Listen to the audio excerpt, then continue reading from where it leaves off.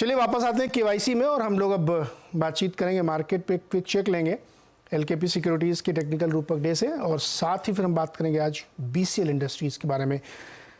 रूपक भाई, मार्केट बहुत ऊपर नीचे कर रहा है, क्या मन कर रहा है, शॉर्ट का या लॉन्ग का? जी हाँ, ट्रेड तो लॉन्ग साइड में रहेगा मेरा, क्योंकि बैंक निफ्टी अगर देखें तो 46,500 पे एक बार सपोर्ट लिया, तो मेरे ख्याल से 46,500 जब तक होल्ड है तब तक पॉजिटिव रहना चाहिए, लॉन्ग साइड में रहना चाहिए। निफ्टी में बात करें तो निफ्टी में 22,100 का सपोर्ट रहेगा, तब तक होल्ड है, तब तक पॉजिटिव साइड में मेरा ट्रेड रहेगा। अप साइड में 22,200 के ऊपर अगर सस्टेन करता है तो रैली टुवर्ड्स 22,400 600 पॉसिबल लग रहे हैं।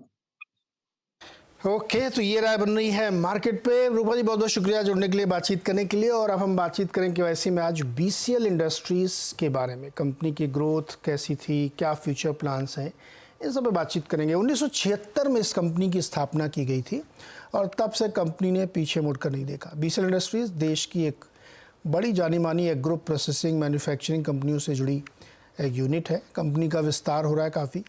एडिबल ऑयल राइस मिल का बिजनेस है जो काफ़ी बड़ा हो रहा है। साथ ही बहुत सारे ग्रेन्स और उनकी डिस्टिलरीज का भी कामकाज है। तीसरी तिमाही में कंपनी का मुनाफा 23% बढ़कर 33 करोड़ पहुंच गया है और मार्जिन में भी करीब 1% का सुधार देखने को मिला है। कंपनी के बारे में बातचीत करने के लिए हमारे साथ बीसीएल इंडस्ट्रीज़ के एमडी राजेंद्र मित्तल जी हैं। राजेंद्र जी, बहुत बहुत शुक्रिया जुड़ने के लिए और हमसे बातचीत करने के लिए। नमस्कार जी, थैंक यू फॉर कॉलिंग जी। तो सर, सबसे पहले तो हमने तो बड़ा ब्रीफ परिचय दिया है, आप बताइए कि बीसीएल इंडस्ट्रीज़ क्या काम करती है, क्या बिजनेस मॉडल है, किस तरीके के प्रोडक्ट बेचते हैं आप? बीसीएल इंडस्ट्रीज में हमारे पास एक इंटीग्रेटेड वेजिटेबल ऑयल कॉम्प्लेक्स है, जिसके अंदर ऑयल मिल, सॉल्वेंट एक्सट्रैक्शन प्लांट, वनस्पति रिफाइनिंग, राइस मिलिंग है। इसके अलावा कंपनी के पास जो ग्रेन बेस्ड ईएनए जो पोर्टेबल अल्कोहल के काम आता है, और ग्रेन बेस्ड एथनॉल का प्लांट है जो कि बठिंडा के अंदर स्थित है, जिसकी कैपेसिटी पहले 200 के एलपीडी थी, अब उसको इस जून में बढ़ के 400 के एलपीडी हो गई। एक बठिंडा की सब्सिडरी जो है हमने वेस्ट बंगाल के अंदर लगाई है, तो 200 केएल का प्लांट वो चल रहा है एथनॉल और ईएनए पे, और 100 केएल का उसके अंदर एक्सपेंशन का प्रोग्राम है जो कि इस माह नेक्स्ट मंथ में ही कमीशन हो जाएगा। तो by end of this year company के पास 1000 टन की जो cumulative agro based processing unit की कैपेसिटी है और 7 लाख लीटर की 700 केएल पर डे की ईएनए और एथनॉल की कैपेसिटी इस साल हो जाएगी। इसके अलावा कंपनी का थोड़ा सा रियल एस्टेट का भी कारोबार था, जो सिर्फ जो लेफ्ट ओवर स्टॉक है वो बिक के उसमें प्रॉफिट में कंपनी में आ रहा है। और कंपनी के आगे जो प्रोग्राम्स हैं हमारे, जो आगे हम इसको ग्रीन एक एनर्जी के रूप में कंपनी को देखते हैं, जिसके अंदर इसके अंदर आगे ऑलरेडी हमने मूव किया परमिशंस के लिए।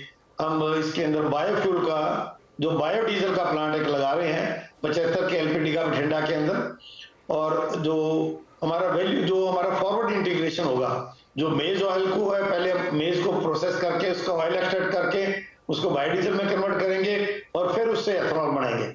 तो एक तरह की एक डबल वैल्यू एडिशन हो जाएगी और हमारी रॉ मटेरियल कॉस्ट कम आ जाएगी, जो कि हमारी कंपनी को दूसरी कंपनियों से टोटली अलग रखेगी।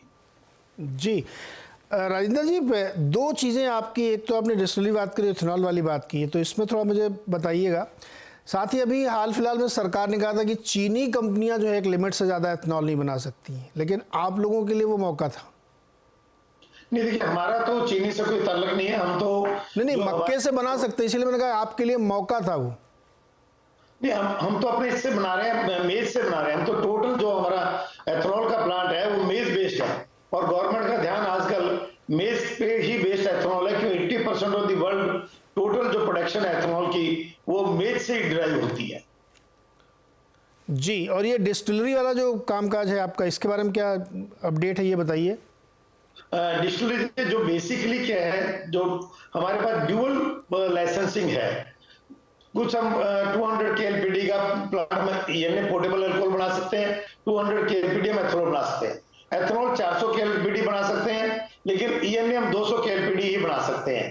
तो जो एथनॉल, इसलिए ड्यूअल लाइसेंसिंग की वजह से हमको हमेशा फायदा रहता है, क्योंकि जो पोर्टेबल अल्कोहल की इंडस्ट्री है वो हर साल 11 से 12% बढ़ रही है, और इसके अंदर जो एंट्री बैरियर है जो वीएनए प्लांट के अंदर पोर्टेबल अल्कोहल के अंदर वो डिफिकल्ट है as compare to ethanol plant, because it's subject to public hearing है, इसका लंबा जेस्टेशन पीरियड है, 1.5-2 साल इसकी परमिशन में लग जाते हैं। तो इसलिए हमको इसको ड्यूल लाइसेंसिंग का इसका काफी फायदा है, उसकी वजह से ही हमारा जो अबीटा मार्जिन है हो रहे हैं वो सारे अच्छे हैं। और एक इसके अंदर सबसे बड़ा कारण है हमारा यूनिट जो है ऑलमोस्ट जो डिस्टिलरी का और वेजिटेबल ऑयल का ऑलमोस्ट डेट फ्री है। ओनली हमारे पास एक डेट है जो हमने इंटरेस्ट सबवेंशन स्कीम के अंदर कवर हो रहा है, जिसके अंदर 50% of the interest burden is being taken care of by the central government, जो कि नाबार्ड की स्कीम के अंदर है।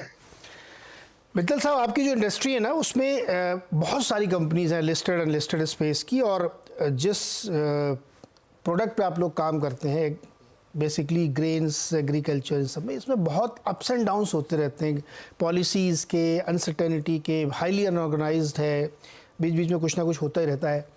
तो कैसे आप अपने मोड क्रिएट करते हैं, कैसे आप इसको स्टेबल बनाते हैं? देखिए इसके अंदर जैसे मैंने कहा था प्रमोटर्स का इसके अंदर 40-50 सालों का एक्सपीरियंस है ग्रेन प्रोक्योरमेंट के अंदर और इसकी टेक्नोलॉजी के अंदर। अब इस साल पिछले साल 2 साल पहले फ्यूल के प्राइसेस बहुत ज्यादा जैक किए थे, हमने immediately we took a decision to install a power plant running on this rice straw. आज हम अपनी 60% ऑफ द पावर और फ्यूल की रिक्वायरमेंट राइस स्ट्रॉ से पूरा कर रहे हैं, जिसके अंदर वो जो हमारे उसकी वजह से हमारा जो पावर एंड फ्यूल का बिल है वो ऑलमोस्ट 40% कम हो गया।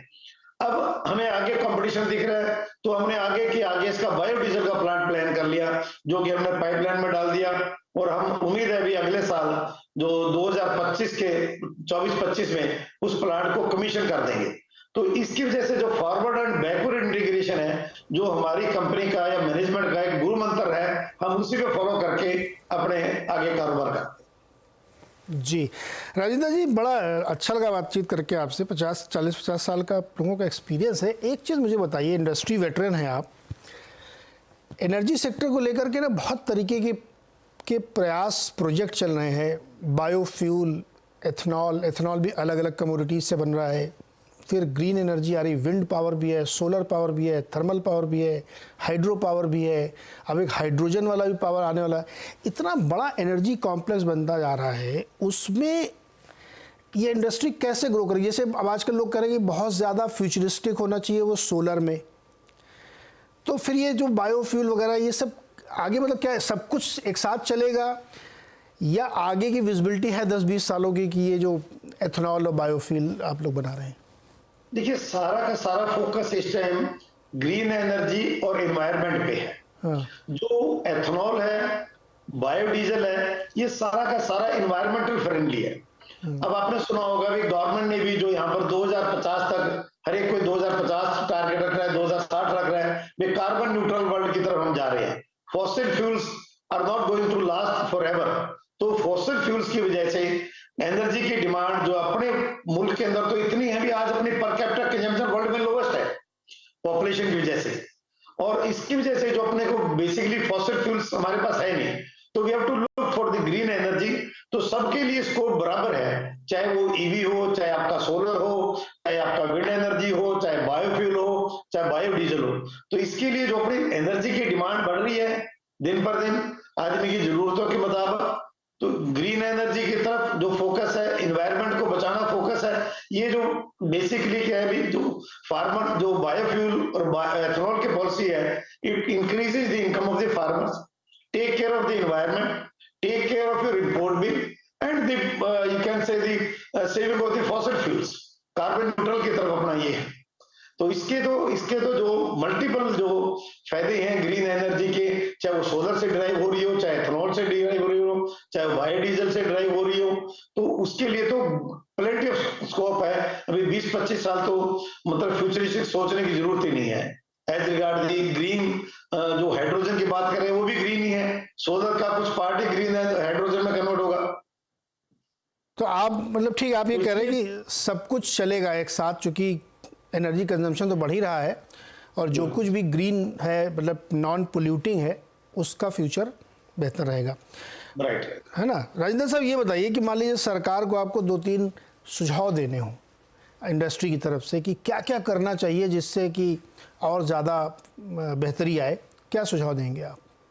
देखिए, सुझाव तो गवर्नमेंट का फोकस एथनॉल पे और ग्रीन एनर्जी पे, सेल्फ डिपेंडेंस पे, सेविंग ऑफ फॉरेन एक्सचेंज पे ऑलरेडी काफी ज्यादा है और इंडस्ट्री की डिमांड को आई थिंक बहुत सीरियसली लेती है किसी भी डिमांड को। देखिए, पीछे मक्का का रेट बढ़ा, साथ government came to the rescue of the ethanol supplier, उन्होंने रेट साथ के साथ इंक्रीजली प्रोपोर्शनली कर दिया। अभी भी उन्होंने नेफेड को एक कॉमन एजेंसी बनाया है for the procurement of maize, farmer से लेके वो डिस्ट्रीब्यूटर्स को देगी। I think government, we are thankful and government needs the compliment with the green energy की तरफ गवर्नमेंट का फोकस काफी है। यही हमारी उनसे यह भी सजेशन भी, ये फोकस लगातार रहना चाहिए, इस इंडस्ट्री को बीच में न छोड़ा जाए। फोकस लगातार बना रहना चाहिए, इंडस्ट्री को बीच में नहीं छोड़ना चाहिए और ये एक देश के लिए भी अच्छा है। राजेंद्र सर, बहुत बहुत शुक्रिया और बहुत शुभकामनाएं आपको आपके कामकाज के लिए और उम्मीद करते हैं कि आप ऐसे आगे बढ़ते रहेंगे। इस बीच एक और अच्छी खबर आ गई राजेंद्र साहब, रांची टेस्ट में भारत ने इंग्लैंड को हरा दिया है। तो क्रिकेट प्रेमियों के लिए एक बेहतरीन खबर। छोटा सा एक ब्रेक के बाद मार्केट अपडेट।